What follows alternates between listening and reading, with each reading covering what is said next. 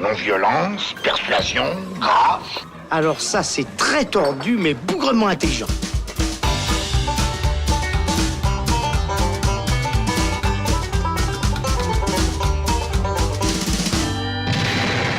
Bonjour à tous, c'est Robin et bienvenue dans le Shot, c'est la version courte du Saloon où il sera question aujourd'hui de Aladdin, nouvelle adaptation en live action des classiques d'animation de Disney, après notamment le livre de la jungle, La Belle et la Bête. Plus récemment, on a eu également Dumbo. Voici donc venir la nouvelle adaptation de Disney. C'est réalisé cette fois-ci par Guy Ritchie, le réalisateur à qui on doit entre autres Le Roi Arthur, c'était en 2017, ou encore les deux versions de Sherlock Holmes en 2009-2011. Et puis pour les cinéphiles, il est connu aussi pour Snatch en 2000 ou encore Rock'n'Rolla en 2008. Pour nous servir ce shot, eh bien aujourd'hui je suis accompagné de Thibaut Ducret. Salut Thibaut. Salut Robin. Alors tu as vu pour nous cette nouvelle adaptation et qu'est-ce que ça donne Disney, on sait, aime bien réadapter. Est-ce que tout d'abord c'est une copie à peu près exacte du dessin animé, comme ça peut être le cas par exemple avec La Belle et la Bête? Alors oui, je crois qu'on va d'emblée cracher le morceau. C'est exactement comme les précédentes adaptations. Bon, note que j'ai toujours pas vu Dumbo, mais pour le reste, c'est comme tous ces derniers remakes en prise de vue réelle qu'on a eu, où en fait on reprend exactement le déroulé des dessins animés d'origine et voilà, on filme juste ça avec des vrais acteurs. Là, ce qui est intéressant dans le projet en soi, c'est qu'on était pour le coup aller chercher un cinéaste qui avait une patte reconnaissable, donc ça aurait pu peut-être donner quelque chose de différent. Après, le problème dès le départ, c'est que personnellement, je ne supporte pas Guy Ritchie. Autant je peux avoir un peu d'affection pour ses premiers films que tu citais avant, donc Snatch et Crime, Arnaque et Botanique, ou Arnaque, Crime et Botanique, je ne sais plus dans quel ordre ça va. Je crois que c'est Arnaque, Crime et Botanique. Allons-y pour ça. Enfin bref, ces premiers polars pseudo-tarantiniens qui étaient assez sympas dans l'idée. Mais moi, depuis 10-15 ans, c'est un cinéaste avec lequel j'ai beaucoup de peine. Enfin, ces adaptations de Sherlock Holmes, voilà, enfin, les ralentis à répétition et la posture pseudo-postmoderne, moi, ça me gonfle assez vite.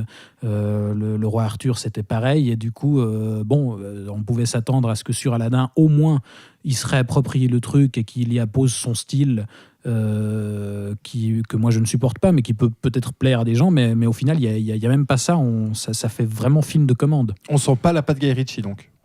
Non, c'est un film assez plan-plan en fait, c'est-à-dire que vraiment on reprend exactement la trame du dessin animé qui est génial, hein. Enfin, pour replacer Aladdin, le film original, c'était 92 sauf erreur. C'est le nouvel âge d'or qu'a connu Disney en fait justement dans les années 90 avec la petite sirène, le roi lion et justement ce Aladdin où là après une vague creuse un peu là le studio reproposait de nouveau des projets intéressants avec des histoires fortes, des univers riches et retrouvait un petit peu de la magie de ces premiers films qu'ils avaient un petit peu perdu. Et du coup moi c'est de base un film pour lequel j'ai beaucoup d'affection, le Aladdin d'origine. Et pour être tout à fait honnête, j'avais pas très envie de voir une version en prise de vue réelle ou alors quelque chose qui se réapproprie un peu le truc et qui nous propose quelque chose de différent. Alors là, pour on va dire l'apport différent, comme tu dis, forcément en live action, il y a les acteurs. Donc du côté d'Aladdin, on retrouve Mena Massoud, Jasmine, c'est Naomi Scott, donc des acteurs qu'on ne connaît pas encore très bien à Hollywood. Et puis surtout, ce qui avait marqué lors de la bande-annonce, c'était Will Smith qui incarnait le génie. Et ça, tu m'as dit, c'est peut-être... On en avait un peu peur et c'était peut-être la meilleure idée du film. Oui, au final, alors pour être tout à fait honnête, le reste du casting, c'est des inconnus, ils y peuvent rien, mais au-delà de ça, ils sont pas, à part peut-être l'interprète de Jasmine qui est assez convaincante, ils sont tous assez transparents et le plus terrible, je crois que c'est le pauvre acteur qui tient le rôle de Jafar. Marwan Kenzari. Alors voilà, je n'ai pas retenu son nom, désolé pour lui, mais vraiment, il a juste aucun charisme, enfin, il est beaucoup trop jeune pour son personnage. Enfin, Jafar, c'est quand même censé être le grand vizir, voilà, qui est complètement consumé par la soif de pouvoir et qui en impose, quoi. Enfin, il est vraiment censé avoir du charisme là. Et là, malheureusement, l'acteur, c'est pas du tout le cas, et le personnage est écrit comme juste un espèce de petit gamin capricieux qui veut être calife à la place du calife. Enfin là, c'est sultan, mais bref. Le casting est pas très intéressant, mais en définitive, en fait, effectivement, ça a enflammé les réseaux sociaux déjà dès l'annonce, en fait, du simple nom de Will Smith pour tenir le rôle du génie. Bon, moi, j'ai rien contre Will Smith de base. Après, il faut avouer que c'était quand même un pari assez risqué, parce qu'une des forces du dessin animé d'origine, c'était justement le personnage du génie, qui était doublé, et même plus que ça, par Robin Williams. Et pour rappel, en fait, le personnage du génie, à limite, était écrit par Robin Williams, parce qu'en fait, le personnage a été complètement construit sur toutes les improvisations qu'il a fait justement en salle de doublage, les imitations qu'il a fait, et c'est lui vraiment qui en a fait ce personnage complètement loufoque, foutraque, qui passe d'un gag à l'autre, qui donne vraiment une force au film. Et c'est ce qui fait l'intérêt aussi de ce personnage, c'est qu'il apporte un aspect justement que j'évoquais tout à l'heure, mais qui était réussi à l'époque, un aspect post-moderne, c'est-à-dire que c'est un personnage qui justement est hors du temps et qui peut tout d'un coup nous ramener des anachronismes, qui peut se transformer, je sais pas, en tailleur et mesurer Aladdin, qui peut faire sortir une batterie pour jouer devant Aladdin, enfin des trucs qui n'ont rien à faire dans les contes des Mille et une nuits.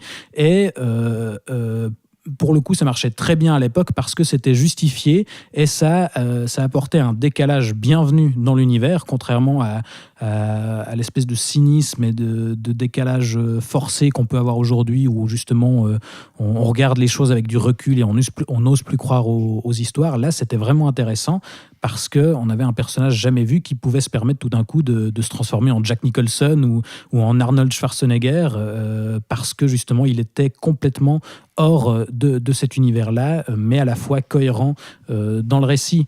Et vraiment, les improvisations de Robin Williams apportaient beaucoup au récit, et donc lui succéder, c'était une sacrée tâche. Qu'on soit honnête, dès le départ, Will Smith est à des années-lumière de Robin Williams. Mais malgré tout, quand bien même il va jamais aussi loin dans les gags, et là que ce soit lui-même ou justement la mise en scène, parce que voilà, les séquences du génie, c'était aussi l'occasion de casser un petit peu le moule des Mille et une nuits et de proposer une mise en scène complètement dingue, enfin avec un rythme fou, un montage qui délirait complètement. Et là, il y a quelques tentatives comme ça, justement la fameuse chanson dans la caverne où justement le génie présente ses pouvoirs à Aladdin, qui était un moment fort du dessin animé. Là, c'est, je pense, aussi une des séquences les plus intéressantes du film, c'est-à-dire que tout d'un coup, il y a des feux d'artifice, enfin, on joue justement avec... on brise un peu le quatrième mur, voilà, ça permet aussi ça. Il y avait un aspect méta aussi dans le personnage du génie, et là on reprend un petit peu ça. Il y a par exemple toute une séquence où le génie en fait ne croit pas ce que lui dit Aladdin, et pour vérifier en fait il va revisionner le film qu'on va voir. Donc on voit le génie en fait dans une salle de cinéma en train de revoir le film Aladdin. Donc il y a un aspect un petit peu méta comme ça qui s'instaure. Il y a quelques idées nouvelles qui sont proposées, mais encore une fois, ça reste très très sage par rapport à ce qu'ils auraient pu se permettre. Mais il arrive quand même à se l'approprier un petit peu, ce personnage, Will Smith, quand même, avec un peu son humour, son jeu. Bah oui, il arrive plus ou moins à proposer quelque chose de différent. Encore une fois, il n'arrive pas à faire oublier l'interprétation de Robin Williams, mais je pense que c'est le personnage qui reste le plus intéressant, parce qu'il y a aussi tout un enjeu sur sa libération. Enfin, c'était déjà ça dans le dessin animé, hein. Finalement, c'est un être surpuissant, mais qui est enfermé dans une lampe et qui n'a qu'un seul désir, c'est de pouvoir en sortir. Et d'ailleurs, la différence avec le dessin animé, parce qu'il y a quand même quelques changements par rapport à l'intrigue, c'est que le film s'ouvre sur justement Will Smith sur un bateau. Tout d'un coup, on se croise dans Pirates des Caraïbes. Et en fait, c'est lui qui va nous raconter l'histoire de Aladdin. Alors, et le film se termine aussi sur lui. Alors, ce changement, il est intéressant dans l'idée parce qu'on travaille justement l'aspect humain du génie, si on veut, mais au final, c'est pas très concluant parce que moi, je me rappelle encore de l'ouverture du Aladdin original où là, on était directement dans le désert la nuit avec cette chanson d'ouverture qui était hyper envoûtante, enfin qui nous embarquait directement dans l'histoire.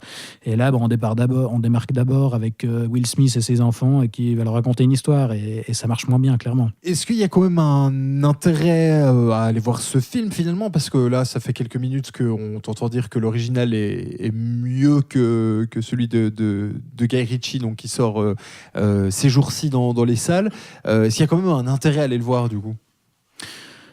Je suis même pas sûr, parce que si on reprend d'autres remakes en prise de vue réelle que Disney nous a servi, par exemple, moi j'aime pas du tout la version du Livre de la Jungle qu'avait réalisé Jon Favreau il y a quelques années, mais au moins il avait pour lui d'être une vraie démo technique, c'est-à-dire que là, à part l'acteur qui interprétait Mowgli en prise de vue réelle et qui était malheureusement pour lui assez catastrophique parce que il était vraisemblablement pas dirigé.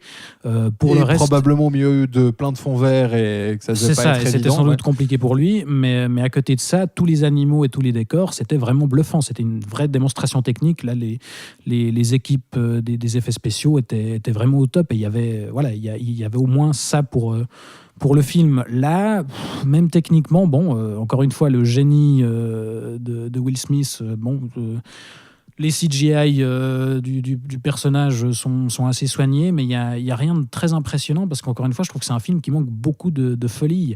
On se permet quelques trucs justement avec le génie. Mais sinon, l'ouverture, il y a à la limite un joli plan séquence sur le générique qui parcourt un petit peu les rues d'Agrabah, donc la ville, pour finir justement sur le palais du sultan. Mais à côté de ça, il y a rien de vraiment marquant, alors que, j'y reviens toujours, mais c'est aussi ça le jeu des remakes qu'on compare, hein. Mais le Aladdin de 1992, c'était quand même un film très important parce que c'était aussi un des premiers films d'animation traditionnels à utiliser à large échelle les images de synthèse. Moi, je me rappelle encore de la scène où justement Aladdin s'échappe sur le tapis volant de la caverne où il vient de prendre la lampe magique et où il est poursuivi par la lave. Et là, justement, on utilisait tout d'un coup des effets 3D et c'était une scène vraiment impressionnante. Là, dans la version de Guy Ritchie, la scène est nulle. Pareil, dans la version originale, justement, le tapis, c'est un mélange d'animation traditionnelle et d'images en CGI, justement, en animation 3D. Et le résultat était vraiment bluffant. Enfin, ce film a vraiment apporté les choses. Là, chez Guy Ritchie, il n'y a pas grand-chose, franchement. Bon, alors tu m'as dit, on reprend quand même passablement de choses du dessin original. Donc on reprend peut-être aussi, on n'en a pas parlé, mais on reprend aussi peut-être les musiques. Ouais, en fait, on reprend absolument toutes les chansons du dessin animé. Donc ça, il y a un petit côté nostalgique qui marche quand même, non? Oui, même si il y a plusieurs chansons pour lesquelles on fait des espèces de reprises avec des vagues consonances pop qui vont pas du tout dans cet univers-là. Enfin, il y a plein de moments où là aussi, ça pourrait être intéressant si c'était peut-être poussé un peu plus loin, mais on profite d'avoir Will Smith qui fait aussi du rap à côté pour faire des chorégraphies un petit peu hip-hop ou comme ça, et puis des consonances un petit peu R&B ou ce genre de choses. Mais c'est pas suffisamment travaillé pour que ce soit vraiment intéressant, enfin, je trouve. En tout cas, les chansons du dessin animé d'origine, il n'y a pas vraiment de reprise où je me dis tiens, ça apporte vraiment quelque chose. Par contre, il y a une nouveauté dans les chansons, c'est qu'on rajoute, sauf erreur, pour avoir revu le dessin animé d'origine il n'y a pas longtemps, je ne me souviens pas d'avoir entendu cette chanson, on rajoute une chanson à Jasmine en fait, pour en fait appuyer l'aspect girl power, c'est-à-dire que c'était déjà un truc qui était présent dans le film d'origine et qui était intéressant parce que c'était pas surligné au marteau-piqueur, c'est-à-dire que Jasmine, voilà, c'est une princesse qui va être mariée à un prince et à qui on ne demande pas tellement la vie, et qui aimerait bien justement pouvoir choisir quel sera son avenir, quoi. Et c'était fait de manière quand même vaguement subtile dans le dessin animé d'origine. Là, au cas où c'était pas assez clair, on lui rajoute une chanson pour dire oh là là, je suis oppressé, on décide à ma place. On la lui fait chanter 2 fois au cas où on n'avait pas bien compris la première fois. Et pour achever le truc, alors je vais peut-être pas révéler la fin, mais on change en fait l'issue de l'histoire et justement notamment le destin de Jasmine pour surfer à fond sur la vague MeToo. Alors moi qu'on donne, voilà, qu'on présente des rôles de personnages féminins forts, oui, très bien, mais encore une fois, il faut que ce soit amené avec un minimum de subtilité et que ce soit pas un truc juste opportuniste. Et là, moi, ce qu'ils font du rôle de Jasmine, je sens que c'est juste ça, en fait. Ok, merci Thibaut. Écoute, c'est un plaisir. C'est toujours un plaisir de parler d'un film de Guy Ritchie, en tout cas. Je sais que toi, tu es particulièrement fan. Pour terminer, en fait, on a tendance à casser un peu d'office tous ces remakes en prise de vue réelle. Et effectivement, dans la stratégie Disney, c'est clairement opportuniste et c'est juste une façon de raviver un peu la flamme d'antan et le souvenir de ces dessins animés. Mais on a pu voir dernièrement que c'était quand même possible de faire des trucs intéressants en rejouant ces histoires-là. Je prends pour exemple le Mowgli de Andy Serkis, qui n'était donc pas une production Disney, mais qui était donc une nouvelle adaptation du livre de la jungle, où là, justement, l'auteur proposait une nouvelle vision de l'histoire et apportait vraiment quelque chose. Donc, en soi, cette méthode-là n'est pas destinée à nous servir de la soupe insipide, mais simplement, il faut avoir une volonté de vraiment rejouer, se réapproprier le truc, plutôt que bêtement réadapter ce qu'on a déjà fait avant. Thibaut, pas très content pour terminer cet épisode du Shot. Merci Thibaut Ducret de nous avoir parlé de Aladdin. Merci à toi. Nouvelle adaptation en live action d'un classique d'animation de chez Disney. Vous inquiétez pas, on risque d'en reparler d'un autre très prochainement, puisqu'il y a notamment Le Roi Lion qui sort cet été. Si vous voulez évidemment retrouver tous nos autres épisodes, vous pouvez le faire sur toutes les plateformes de podcast. Et puis nous, on vous dit à très vite dans le Saloon. Ciao, ciao.